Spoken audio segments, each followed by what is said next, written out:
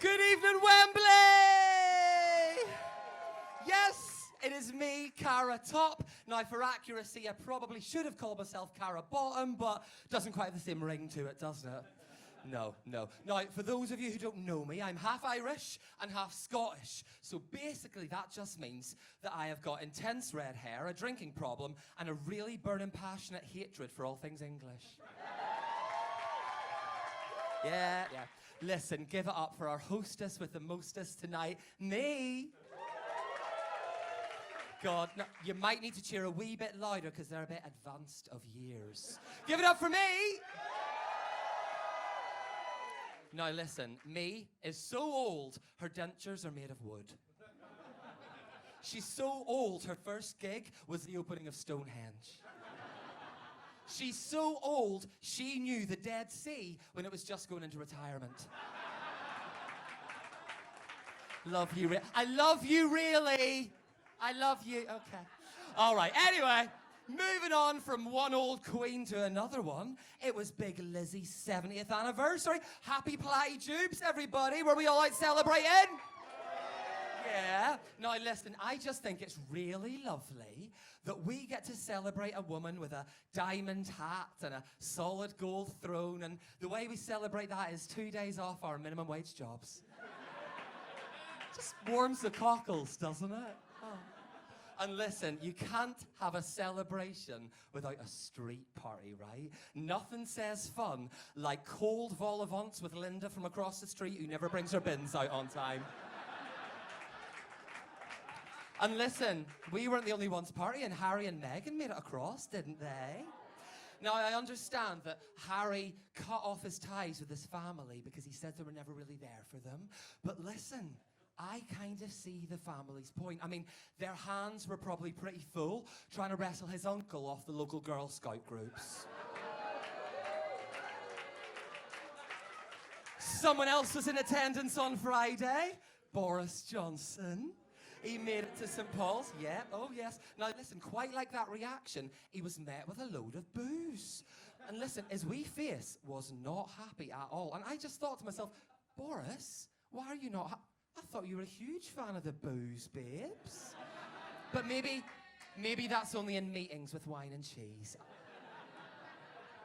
Now listen, staying on the topic of celebrations, it's Pride Month, baby. Yes, babes, the only time of year where we can start each day with a pride march and finish it with a walk of shame. And do you know what? Actually, could I just have a wee moment of silence, because I really want to bring some attention on the real MVPs of Pride Month. The ones that are really out there on the front line. They're so brave. They're changing their logos on Facebook to a rainbow for 30 days. Yes, it's the big corporations. God bless them. Now listen, what better way to show your solidarity to a really persecuted minority than with a sandwich? Am I right?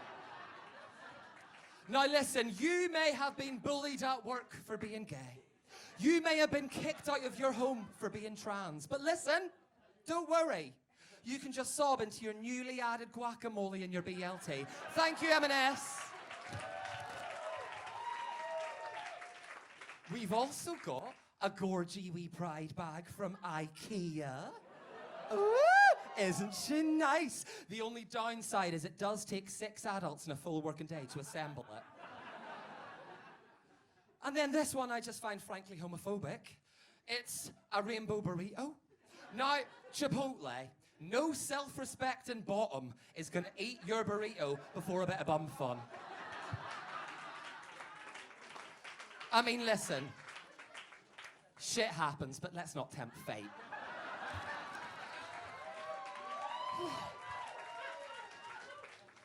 Now, on the subject of parties, there is someone that does it much better than any of us ever could. It's the Tory party. They love a wee party, don't they? And listen, I love a Tory.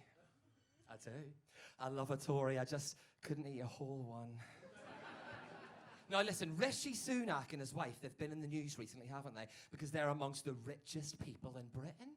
But actually, there is someone slightly richer than them, and that's the owners of the off license down the street from number 10. Profits, woo! And listen, wee Matt Hancock, he had a rough old time of it, didn't he? Do you know what? Listen, you've got to give the man credit, right? He had to watch tens of thousands of people dying, and he still managed to stay horny. Come on. Come on. Credit where credit's due. Come on. Nailed it. And what about our glorious leader, Boris Johnson? God bless him. It's like if someone took the DNA of Margaret Thatcher and Winston Churchill and injected it into an old mop. Now listen.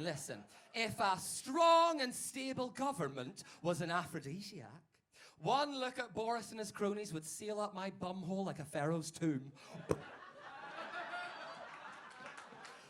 And actually, speaking of aphrodisiacs, Priti Patel, I'm pretty sure, Priti Patel is the only woman who can bring herself to orgasm by imagining a slow puncture at sea.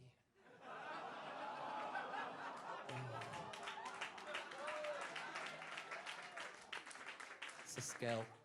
But listen. Don't we have so much to celebrate, gang? We really do. Listen, 70 years of rule under our nonce-protecting lizard queen. Yeah. Those big corporations squeezing every last drop out of our wee community until we are nothing but a withered pink husk on the floor. And, of course, our leading political party, who celebrated 179,000 COVID deaths with a wee wine and cheese party. Woo! So listen, do you know what? To mark the occasion, would you do me a wee favour and join me in a toast? Lift your wee glasses up, gals. We're going to have a wee toast. All right. Here we go. Here we are. You're born in pain. You live in fear. You die alone. Merry Christmas.